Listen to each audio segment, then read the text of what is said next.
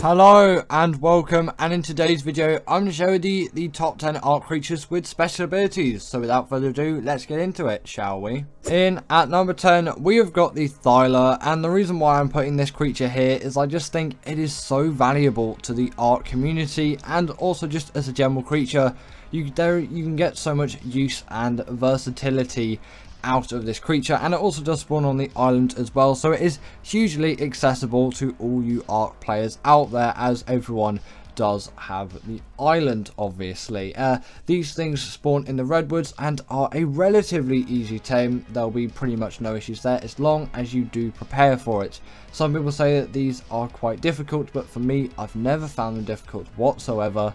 And if you just prepare, make yourself a decent trap and be careful and find one and actually look and be careful of the environment around you, then once you've found one, you can just knock it off of a tree by aggroing it, and then after that just lead it into the trap and trank it out. It is as simple as that, and it really does not get any harder than that, apart from if there's a lot more hostile things in your area. You definitely do want to prepare for this. Again, it's all really in the preparation. If you prepare properly, you're going to have yourself a much better taming experience, and you are going to love this creature once you've actually got your hands on one. These things are fast and have insane amounts of mobility. They can climb any kind of wall or vertical surface, and they also do have the bleed ability, which really does play quite a huge part in this creature's role of being a great special ability creature, as this really does drive it forward and gives it great damage output against other creatures, and it really elevates it as a creature. Sadly, it's not allowed into bosses, but still you can get insane amounts of use out of this creature, and it really does have to be on the list here for this reason, and I can't have left it out. Next up, we have got ourselves the UT, and this creature is so useful for doing any kind of boss fights with its special ability that I have to include it here. Although there are loads of other creatures with really cool other special abilities as well, I still do have to merit some of the obvious ones, and the UT is an extremely obvious one, with its courage roar aiding your creatures in battle, allowing you to deal more damage to the enemy opponent, probably a boss, considering you'll be using these things for boss fights, but it could also just be all those general minions as well that the boss will spawn if it does spawn those. And also on top of that, it does have a fear roar as well, which you can use to ward off enemies of certain sizes, although obviously again there is a size limit on that, so it's not really going to work. You can't just get the broodmother to run away from you by enacting the fear roar, but still you can use that thing to great use, and I would recommend that you do use it in some boss fighting scenarios. It really can be useful in some cases for just deflecting off some of the minions if you really do need to hold back and, you know, give some space for you to get through. Sometimes it can help fix you getting stuck in a boss fight, which is useful, but you're mainly going to want to use that courage roar, and obviously that's just going to buff up your creatures and they're going to take less damage, and it's really going to be useful for you.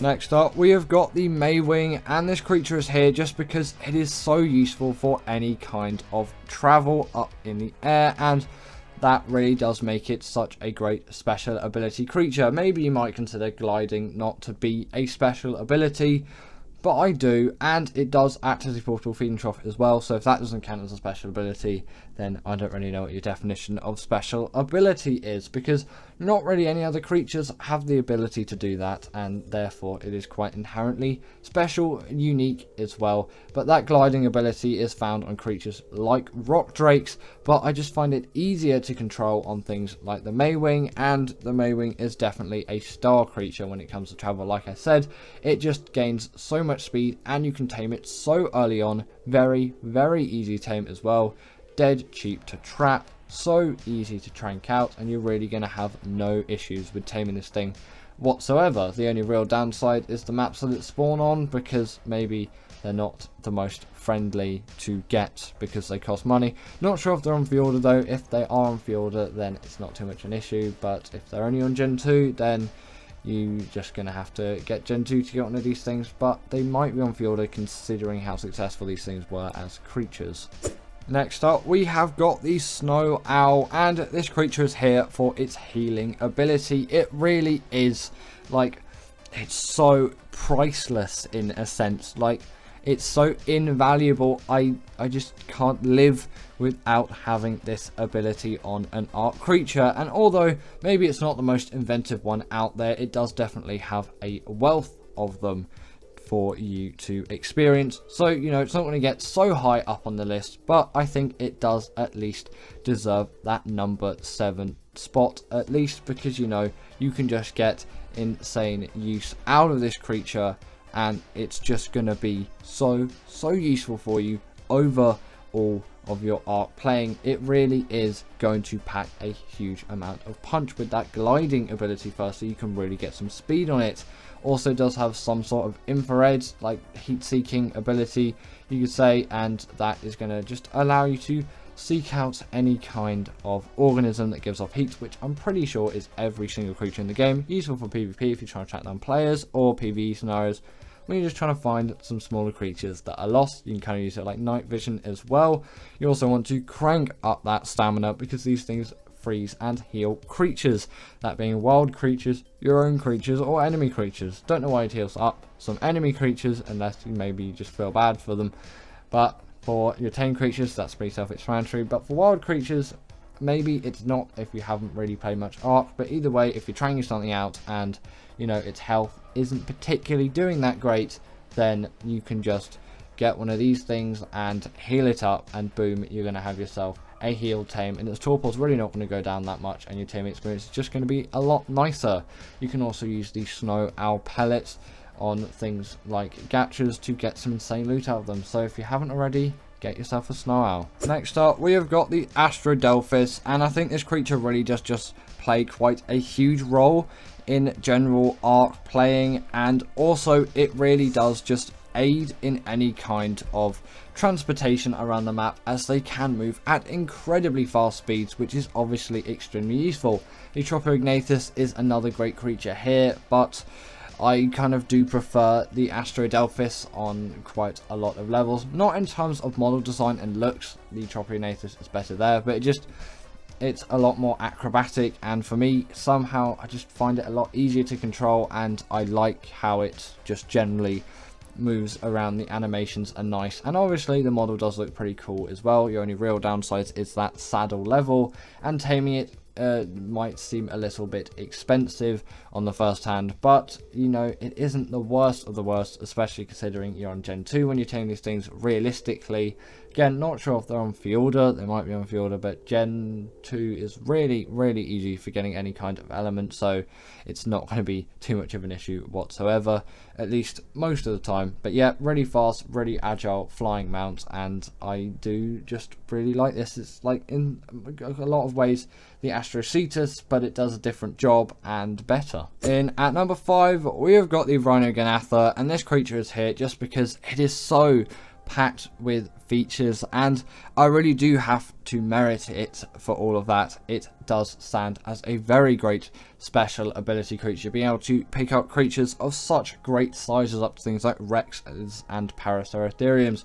It also kind of shoots a sort of lasery projectile-y thing, and I guess you might not classify that as a special ability. It's a little bit weaker on the side of special abilities, but for me that does, especially the picking up creatures of such large sizes. That is an ability which no other creature really does have, and that is just a really cool one, really inventive in a lot of ways. Maybe not the most creative, but it definitely adds quite a new, different dimension to the game, especially considering in ASA at the moment, cryopods aren't a thing, so this is your only way of really transporting those big creatures around the map, unless obviously you're using a Quetzal with a platform saddle. But obviously that creature is not on the list, and the Rhinoganatha is in a lot of ways just the more convenient option. Its taming method is just the exact same as the Reapers, except it impregnates a dino. The Bronto is preferable, at least from my exploration, and also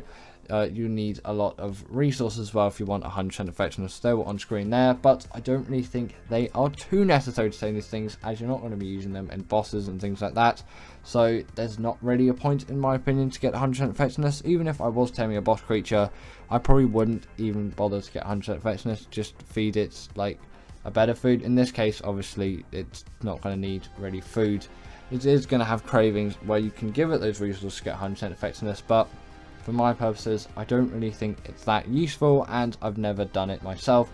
And I definitely do prefer the Reaper's gathering XP, because it feels like a bit more of a challenge in some way, and also being more enjoyable at the time, because it really does give you a lot of incentive, as it's something you do throughout the game to level up, but now you're doing it on a Reaper, and that's just, it works for me, whereas this not quite as much, but really inventive, cool special ability creature. Next up, we have got the Reaper, and this thing is just so good with its special abilities. It can slow down creatures with its tail attack, and also on top of that, it is just generally a really cool creature. And although maybe it doesn't have the hugest amount of special abilities, the only real one you could be saying is that tail attack. I've put it so high on the list because it's simply such a great creature, and I'm pretty sure it can kind of go underground as well, or you might not be able to do that. I might be sounding really stupid when saying that. If I look at the Reaper's abilities, let me just quickly search up Reaper arc abilities, because I need to refresh my mind. Yes, they can burrow underground, and then they can do those acidic projectiles. There we go. I was right, not sounding completely stupid, but yes, those two abilities really cool and inventive on top of an already pretty much near perfect creature, and especially with that amazing taming method, really was a huge innovator of the time. It does deserve to be on the list for the best special ability creatures, and especially considering there's an R version on Gen 2, so they're ridiculously easy to tame now. Everyone can really get their hands on them as long as they have Arboration or Gen 2. Next up, in at number 3, we have got the Shadow Mane, and this creature is just jam-packed full of all kinds of abilities. It really does deserve a spot on the list, and obviously that is why I'm putting it here. It's just, it has the hydration buff, it has insane amounts of mobility. Its taming method, in a sense, you wouldn't really call a special ability, but definitely is something new, special, and interesting. Maybe not so new anymore, considering Gen 2 came out at least a good year and a half ago, 2 years maybe. I'm not actually sure of the date. I think it was summer of 2022, so about a year and a half.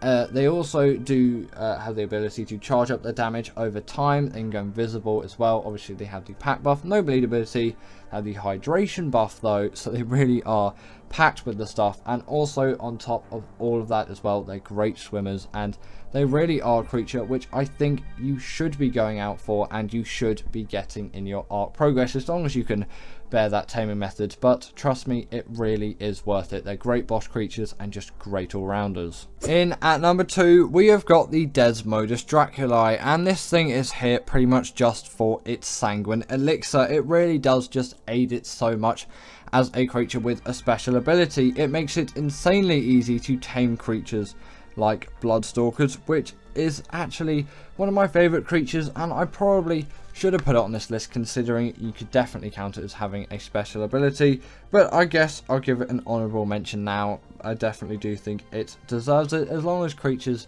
like the Velonosaur, the Managama, those creatures are some really great suggestions as well, and I love those creatures to have in my Arc arsenal, and they really do have some nice, great special abilities on them. But the Desmodus here has the gliding ability and go invisible as well, although it can't do that in the Wasteland Biome because there is no night cycle, because it can only do that at night. It can also grapple onto any kind of wall, vertical surface, and it can farm blood bags and can craft sanguine elixir, so it really is just such a go-to creature for being an Arc special ability tame. And finally, in at number 1, we have got the Deinonychus, and this will always top my lists for Arc special ability creatures, depending on what the new creatures bring though. Who knows, maybe they could top the charts after this, but really this is just my go-to special ability creature. It has high amounts of mobility and really doesn't break the bank when it comes to taming these things, requiring such little amounts of resource, and also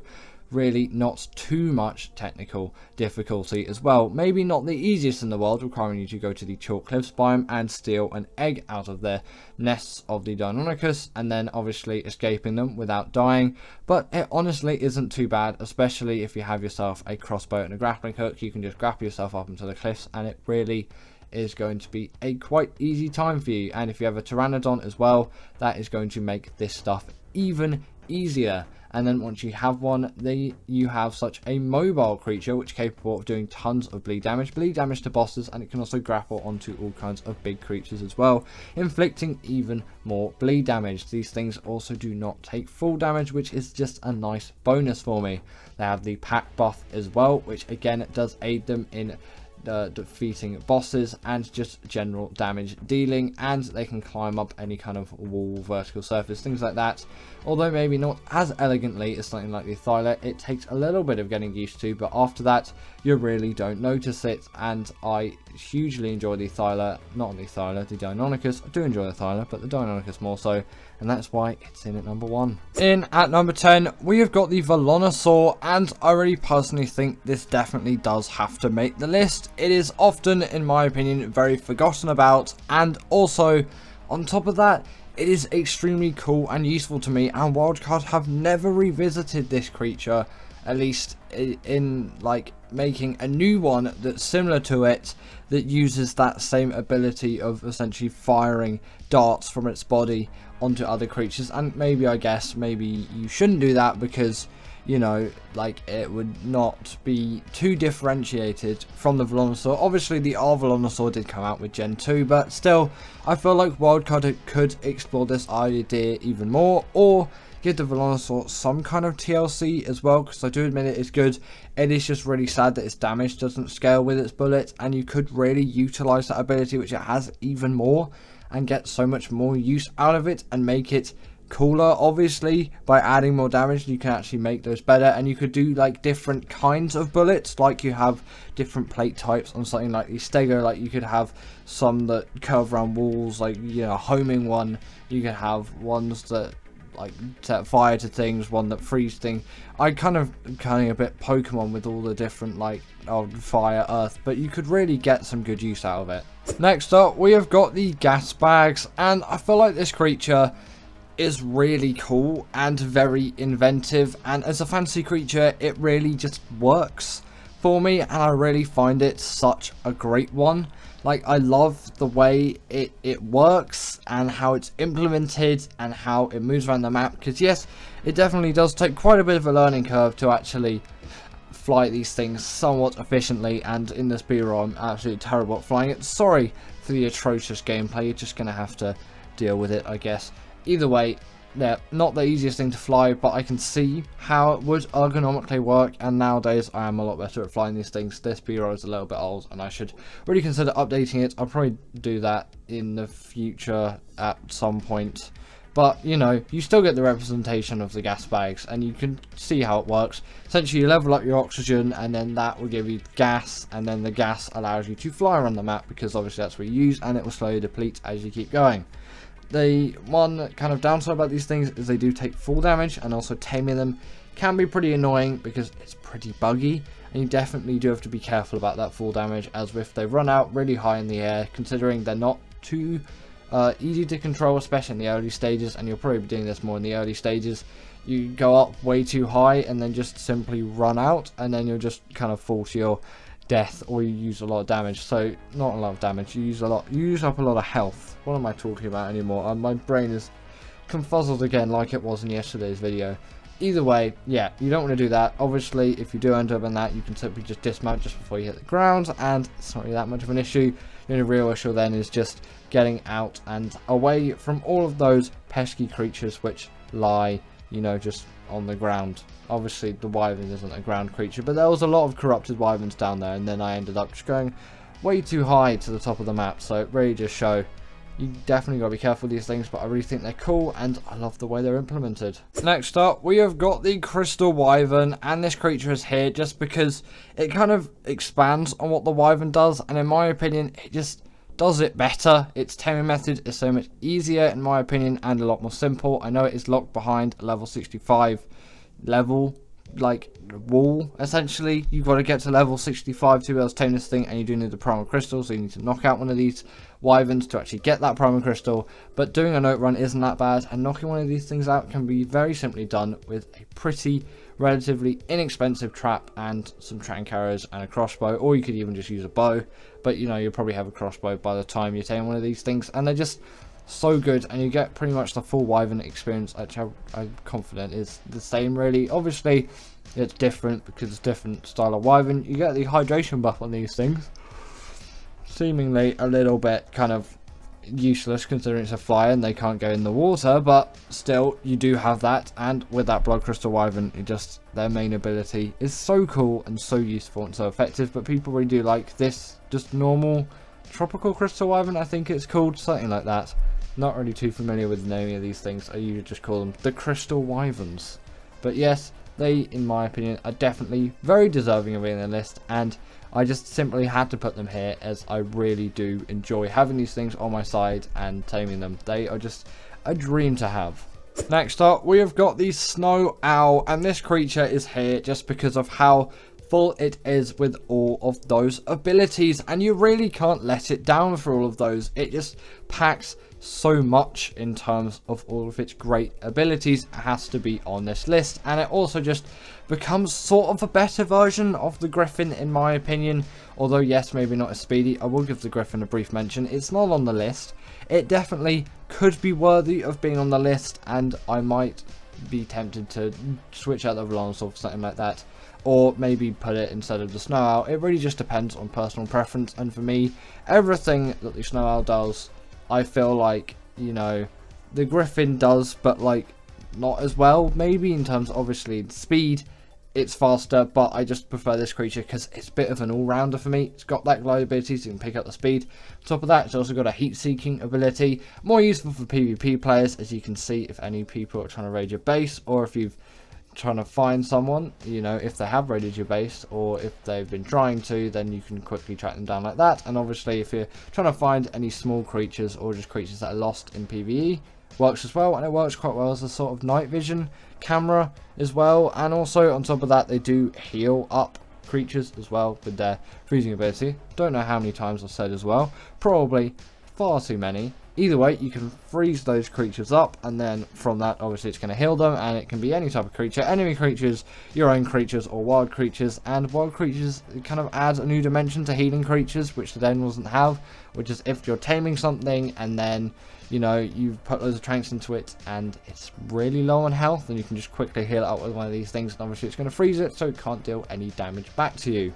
Also, on top of this, they do give off snow owl pellets, which if you feed them to gachas, you are going to get yourself some really, really great loot. And I know it has been nerfed since release, but it is still definitely worth doing. And there's just so much you can get and do out of the snow owl, especially considering how easy these things are to tame. And the saddle is like completely inexpensive. It's just so easy and nice to get one of these things, and you can just get so much use out of them. They really are worthy of being on the list. Next up on the list, we have got the Astrodelphis, and this creature just travels at such great speed, and I get so much use out of that speed that I really have to put this thing on here. And the Tropiognathus really does come in handy as well, but that's not really a fantasy creature, so I can't put that thing here. Obviously, it's just not going to be on the list because it was a real thing. Not is, because it's not alive anymore. It has gone extinct. Either way, this creature can really rack up tons of speed, and although maybe not the friendliest tame on the surface, you are going to be taming this thing more late game, maybe mid game. Like Gen 2 is quite an easy map, so your perspective of things does get changed, but that saddle level being in the like 100 teens, I think it is, around, you know, that is quite a huge requirement for the saddle of this thing. But you know, I don't mind that too much, especially just you can really get a lot of use out of this thing. And if you also want to just get good at flying these things, you can always just do the missions, and you don't actually need one yourself. So then when you do actually tame one, you can already just be a perfect flyer of these things. I don't know why, but that's just what I did, because I wanted to be able to fly these things well, and I kind of knew there'd be a little bit of a challenge, at least at the start. That's just generally how I am with new creatures like this. I hadn't really used a Tropiognathus much back then, and I was just like, right, I'm just going to learn from this. Kind of did the Maywing a bit like that as well, although they are just tamed so early on, you know, you really don't have to struggle with getting those things to tame. In at number 5, we've got the Rock Drake, but I'm also going to kind of put it as a duo set of creatures. I'm going to put the Maywing here as well, as that is a tremendously great glider, capable of so much speed.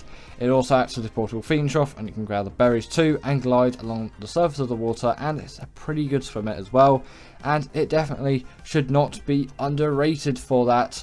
And now talking about the Rock Drake, it is a really great glider.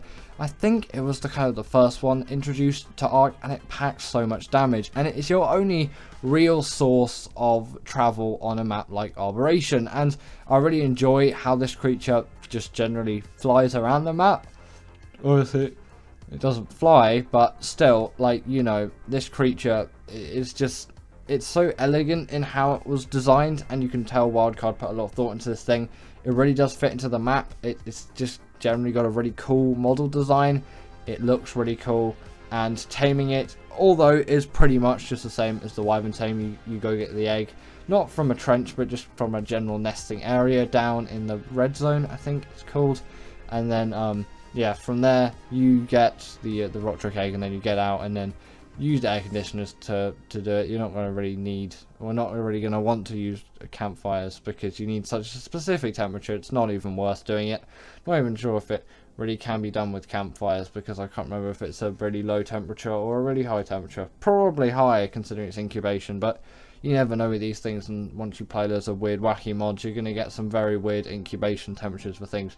Either way, they are particularly harsh on things like the Rock Drake, so use air conditioners, because then obviously that egg is not going to fail to hatch really, as long as you've got enough, and yeah, you're going to be perfectly fine.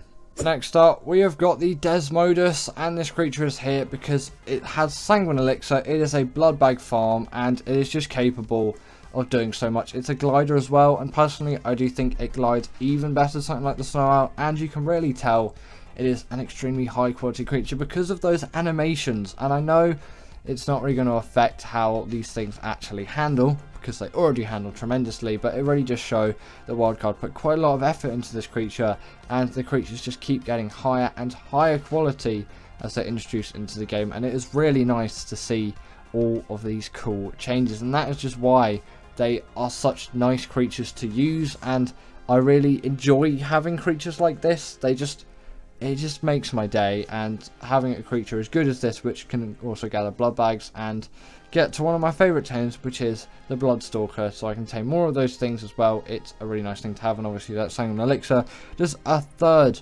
of the tame like that with a click of a button, and that gliding ability is nice. They can also go invisible at night as well, but I was in the Wastelands biome, so I couldn't show that to you. In at number 3, we have got the Shadow Mane, and this creature is here just because it really is like sort of an epitome of a style of creature, which is sort of where the Thyla is in a way, and it just does everything the Thyla does, but better. Obviously it can't really climb walls or vertical surfaces, but it can jump to immense heights, which the Thyla can't, so it can still get that sort of range and get up things quite easily. And also on top of that, does not have the bleed ability, which is other downside. Sounded like I was going to say compliment there. I kind of was, and then I decided to mention that. Either way, these things do have the hydration buff, which the Thylas don't. On top of that, they do have the pack buff, which Thylas don't as well.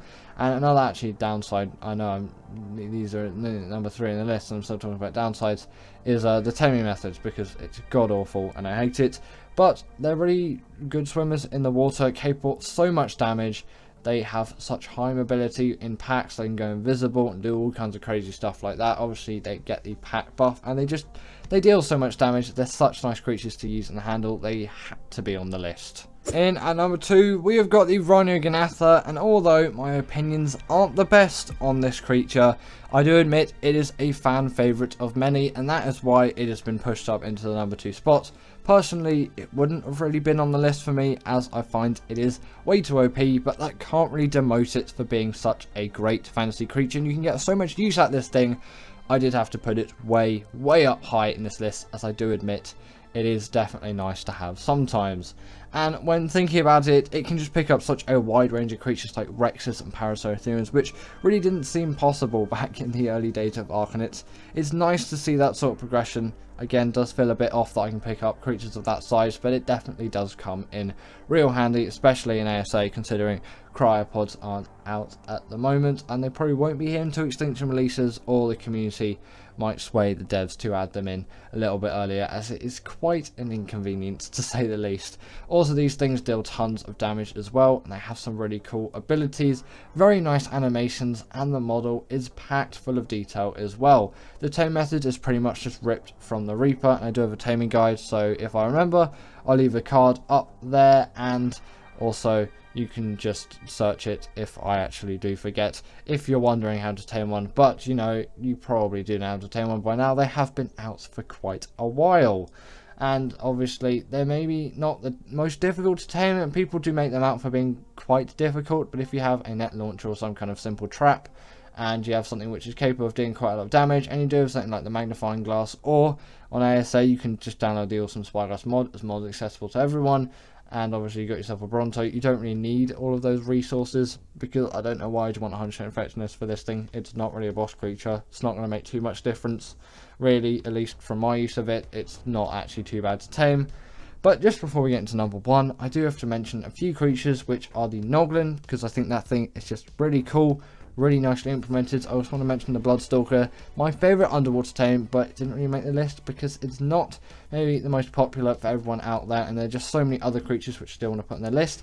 The Astrocetus is another really great shout as well. The Void Worm, often forgotten about, do really like that creature as well. So without further ado, let's get into the number one spot. And in at number one, we have got the Reaper, and this creature is here just because it fits in so well with its map, and although maybe not the most inventive design for a creature, pretty much just the alien from Aliens, or Aliens, depending on what film you're watching, or it could even be Aliens 3, who knows, just that one, the Xenomorph. I think it's like kind of code name in the general arc, like code, or you spawn it in, is like Xenomorph thing, something like that. It's definitely not the Reaper, because it's not called that. Some people might think of the what is it called? The Grim Reaper, if you say Reaper. But in Ark, obviously, it's this Xenomorph thing. It's capable of doing so much damage as well. You feel like an absolute god when using it, and you can slow down creatures with its tail attack too. On top of that as well, it was the first to introduce that really cool taming method, where it impregnates you once you get it to a low enough amount of health, and then you keep its pheromones, and then you use its pheromones to actually stop it from... then stop the baby once it's born from killing you, and obviously while it's still inside you, you get loads of XP to get that thing up to 100% effectiveness. Really nice progression, and it really feels like you do have to work for this creature, but it really feels like it is all worth it in the end. And their model design is so perfect, and they really do fit into the map tremendously well. And I just really like the progression of these things. And with the R-Reapers on Gen 2, they're ridiculously easy to tame. So if you've never tamed one before, maybe start there first. So thank you to my wonderful patrons, Katerina Puchkova, Karina Thorne, Dominic Masijewski, and Ethan Tapia, who have all supported me through Patreon or through YouTube memberships. If you want to join this list, then go join Patreon or YouTube members. But thanks to all of these guys.